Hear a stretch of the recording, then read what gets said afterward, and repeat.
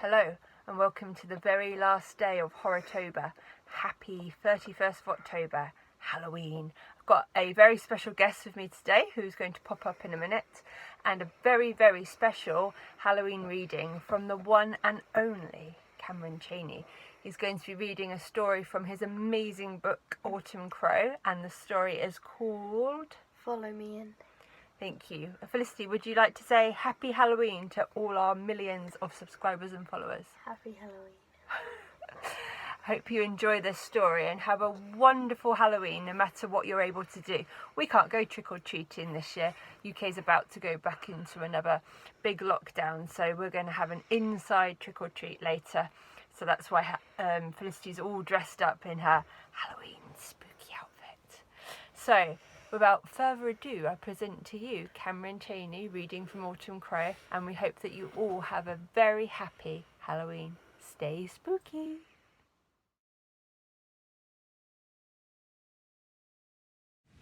Hey everybody, my name is Chaney and happy Halloween. I am really glad to be here on Janine's channel reading a story from my book, AUTUMNCROW. The story that I'm going to be reading to you today is called Follow Me In. It is the first story in the book. It serves as kind of an intro to the rest of the book. And it's only about 5 pages long, so it's pretty brief. My memory isn't as sharp as it used to be. For ages, it has been on a narrow decline, much like that rough hill you like to roll down in the summer months, the one at the beach with stones instead of sand. Those are the days I remember the clearest. I think of little else now, just you and me and that hill and the beach. I recall always fretting that one of us would break our necks. You'd click your tongue and push me over the edge. Soon you'd be rolling along after me, laughing and whooping and hollering. Upon reaching the bottom of the dune, you said the same thing every time. Was that not so bad, scaredy cat? Though the creeping ache in my muscles said otherwise, it was impossible for me to disagree. You were radiant, standing there, smiling and shaking the dirt from your hair and clothes. You were fearless, full of life and happiness and love. I couldn't look away. You grabbed my hand and lead me up the shore. After finding a spot with the nicest view, we would spread an old sheet over the pebbled ground and spend the rest of the afternoon there. It wasn't entirely comfortable, but you didn't seem to mind. You were forever distracted by the monsters in your notebooks.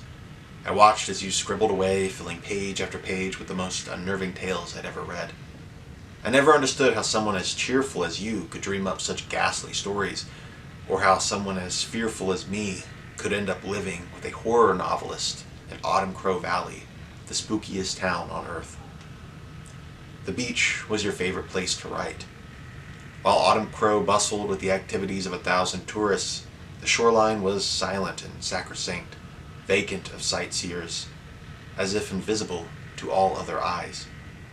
I pointed this out once, how odd it was that we were the only people to visit the beach. In response, you simply shrugged and said, "A realm of our own." This must be why you felt comfortable setting your pen to rest, pulling off your clothes and running into the dark water, regardless of the chill in the air. "Come, follow me in," you said. I wanted to protest out of fear that a tourist would choose this very moment for a stroll along the shore, but who was I kidding? I would follow you anywhere. We swam and shivered and held each other close until the sun set in the overcast sky. Then we returned home to our bed. You remember, the bed I always complained was too small. Now, years later, it is much too large. I have tried to revisit the beach many times throughout the years, but I haven't been able to find it. The hill is still there at the edge of town, right where it has always been, but when I climb to the top and look down, all I see is AUTUMNCROW Cemetery, stretching on for hundreds of acres. Wherever you went after your final day, the cold waters of the lake followed, leaving behind an ocean of concrete and maple tree leaves. I have spent countless hours standing at the top of that hill, trying to imagine the beach into existence. Maybe if I focused hard enough, it would come back to me. Maybe I would see you again, waving to me from the vast waters. Maybe I would join you. Those images never materialized. I don't climb that hill anymore, much like how I stopped visiting your grave when I realized you weren't really there. Besides, my knees aren't designed for that kind of impact these days. I prefer to recline in my chair with the television blaring. I lay there day and night, resting my eyes, but I don't sleep. I listen to the chatter of sitcom characters, and I think of you, of the waterfront, of those days when I was young and you were alive. But somehow, impossibly, here you stand, staring at me from the entryway of our home. The streetlight drifts through the open front door, lighting your figure from behind. I stare at you and wonder if I have finally fallen asleep, but this doesn't feel like a dream. I rise from the chair and study your shape in the darkness of the living room.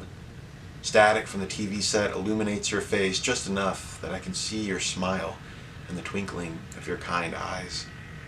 You are as breathtaking as ever. My body trembles as you draw nearer. You take my hand in yours and pull me toward the gaping doorway. Come, you whisper, follow me in. We cross the threshold and enter AUTUMNCROW's cool October night. We are moonlit travelers, navigating empty streets, waltzing through cornfields, and wandering the valley. All the while, the roaring of the vanishing beach grows louder and stronger. If the water had a voice, I believe it would sing my name, a lonely siren's call. Together we ascend the hill at the edge of town, the one we climbed countless times in our youth. My knees don't hold me back this time. The pain I carried in my joints, muscles, and heart for the past 30 years is no longer present. All I can feel is your warm hand in mine as we reach the top of the dune, reveling in the nostalgic sight. Our lake stretches before us, its surface igniting under the hand of the harvest moon. A breeze wafts across the water, carrying with it the aroma of algae and crisp autumn harvest. Tears trickle down my face, reflecting the cosmic glow of the moon and stars. You offer a soft smile before brushing the tears from my cheeks. Then you drop to your knees and pitch yourself over the dune. Joyful laughter fills the night as you roll toward the beach below, inviting me to do the same. Home. I'm finally home. I don't hesitate. I forget all about my age and the possibility of injury, and I tumble along after you, feeling reckless and happy and free.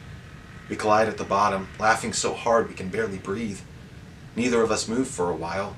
Shoulder to shoulder, we lie on our backs, staring at the stars overhead. They dance about in the sky like fireflies on a muggy summer night. Finally, you stand and help me to my feet.